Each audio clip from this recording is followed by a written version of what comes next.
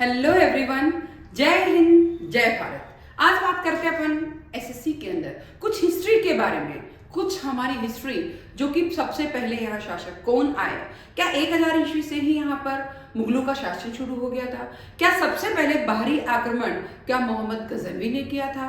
क्या 1000 के बाद क्या सोमनाथ पर आक्रमण किसने किया? सोमनाथ पर किसने कितनी बार आक्रमण किया? सोमनाथ से सोना उठाकर कौन लेके गया? लोधी वंश के संस्थापक कौन है? बट लोधी वंश का इंटेलिजेंट शासक कौन था? इन सब के बारे में आज बात करते हैं कुछ इंपॉर्टेंट तथ्य के बारे में। सबसे पहले बात करते हैं मुस्लिम आक्रमण के बारे में।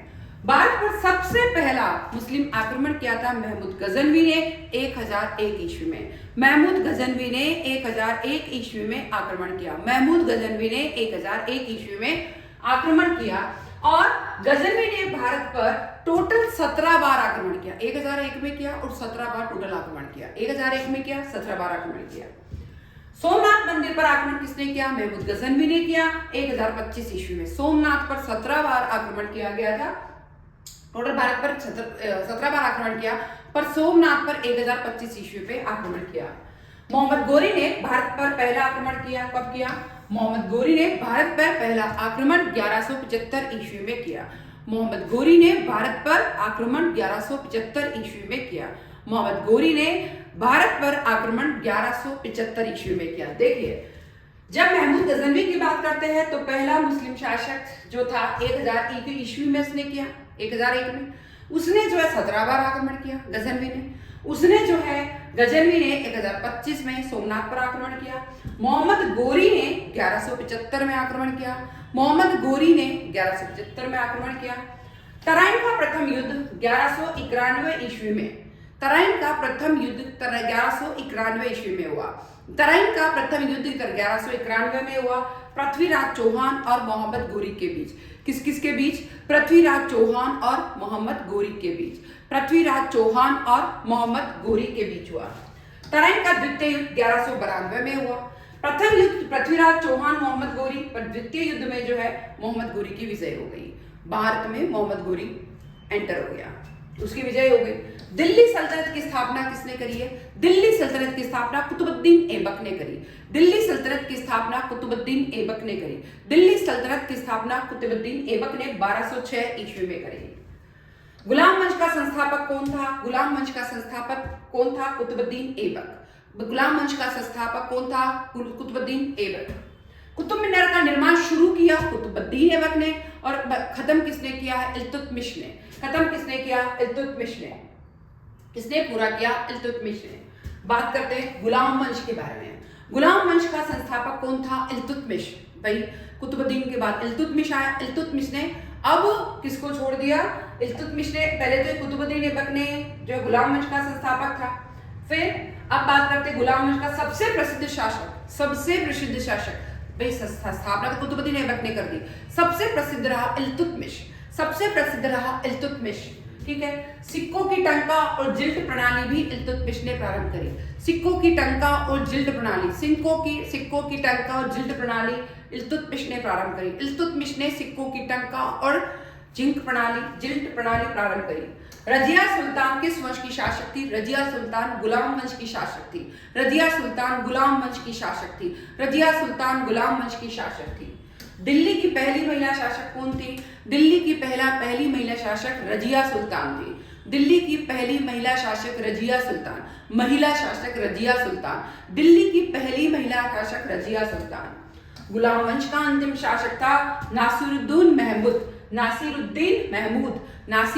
महमूद अंतिम शासक था गुलाम वंश का। स्टार्टिंग किसने करी गुलाम वंश की? देखिए, सबसे प्रसिद्ध शासक इल्तुतमिश था। स्टार्टिंग किसने करी है? कुतुबुद्दीन ऐबक ने। फिर रजिया सुल्तान इसकी महिला शासक थी। फिर नासिरुद्दीन महमूद इसका जो है लास्ट शासक था। खिलजी वंश की बात आती है, हमें अलाउद्दीन खिलजी नाम आता है, पर अलाउद्दीन खिलजी तो फेमस शासक था, पर इसकी स्थापना करी थी जलालुद्दीन खिलजी ने। स्थापना किसने करी थी? जलालुद्दीन खिलजी ने। अलाउद्दीन खिलजी का शासनकाल 1296 से 1316 था। अलाउद्दीन खिलजी का शासनकाल 1296 से 1316 था। 1296 से 1316 ईस्वी था। अलाउद्दीन खिलजी ने बाजार नियंत्रण किसके लिए किया? मूल्य स्थिरता हेतु। अलाउद्दीन खिलजी ने बाजार नियंत्रण किसके लिए किया? मूल्य स्थिरता हेतु। अब इंपॉर्टेंट क्वेश्चन, मूल्य स्थिरता किसने प्रणाली लागू करी है? अलाउद्दीन खिलजी।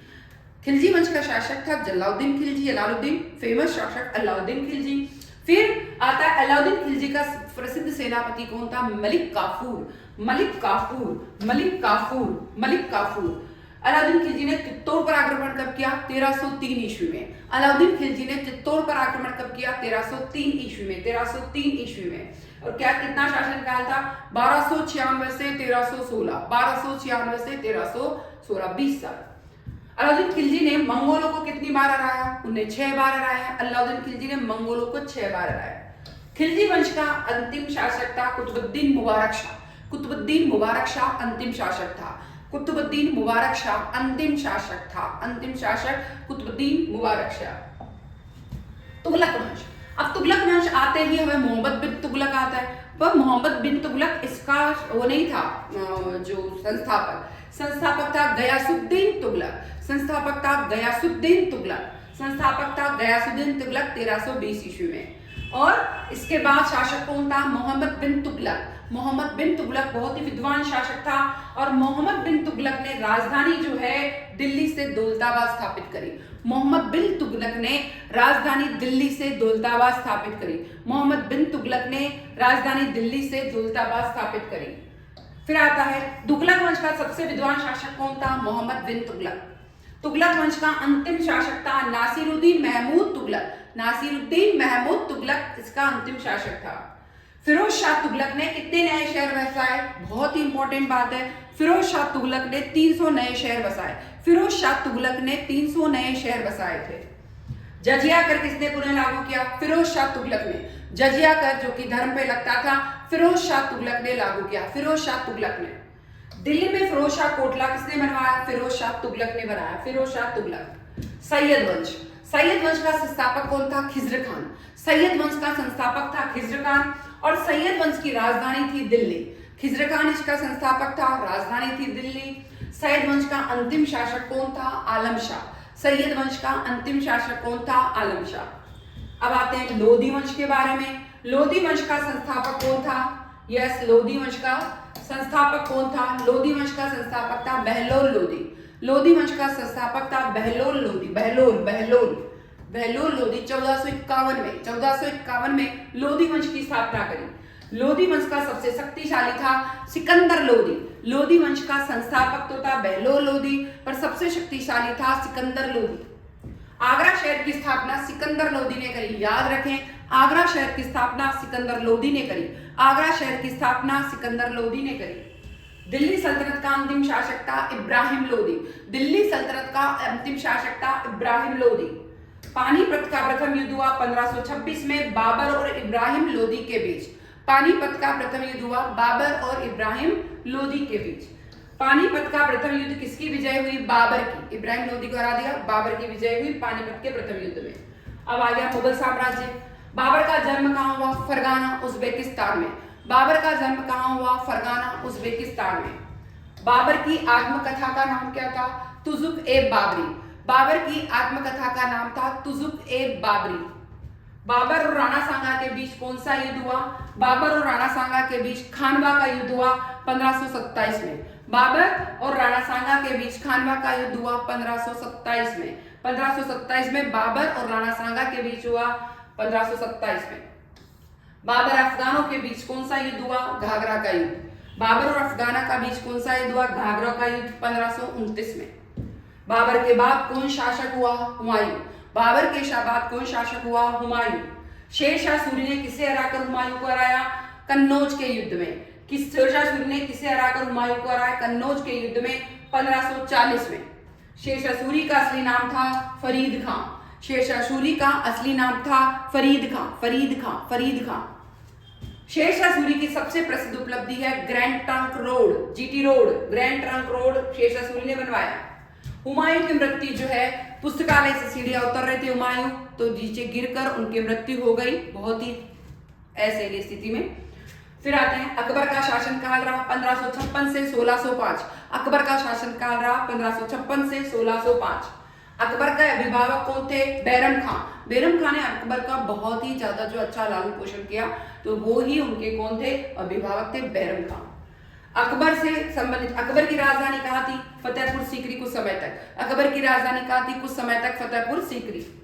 अकबर ने किस धर्म की शुरुआत करी? दीन ए इलाही। अकबर ने किस धर्म की शुरुआत करी? दीन ए इलाही। अकबर ने कितने प्रांत बनाए? 15। अकबर ने कितने प्रांत बनाए? 15। अकबर के दरबार में कितने नवरत्न थे? सब जानते हैं, 9। बीरबल किसके दरबार में था? अकबर के। अबुल फजल और फैजी किसके नवरत्न थे? अबुल फजल और फैजी अकबर के। अकबर का दरबारी इतिहास कौन था? अबुल फजल। अकबर का दरबारी इतिहास कौन था? अबुल फजल। क्या क्या लिखे थे इसने? आईने अकबरी और अकबरनामा। क्या क्या लिखे? आईने अकबरी और अकबरनामा। अकबर की मृत्यु कब हुई? 1605। अकबर की मृत्यु कब हुई? 1605। अकबर का मकबरा कहाँ है? सिकंदरा, आगरा में। अकबर का मकबरा कहाँ है? सिकंदरा, आगरा में। अकबर के बाद कौन गद्दी पर बैठा? अकबर के बाद जहांगीर गद्दी पर बैठा। अकबर के बाद जहांगीर, फिर जहांगीर के बाद शाहजहां, औरंगजेब, और इस तरीके से बहादुर शाह जफर फर्स्ट, द्वितीय, इस तरीके से मुगल शासक का भी खत्मा हो गया। और उसके बाद ईस्ट इंडिया कंपनी आ गई। ईस्ट इंडिया कंपनी के बाद अंग्रेज आ गए।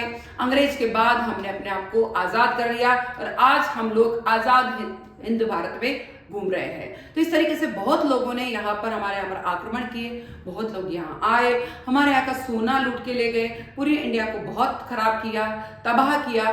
फिर भी आज हम अपनी स्थिति में बहुत अच्छे से गुलामी को छोड़ के स्वतंत्र जीवन बहुत अच्छे से अल्प विकसित देश से विकसित देश की ओर जाकर बहुत अच्छा डेवलपमेंट कर रहे हैं। जय हिंद, जय भारत।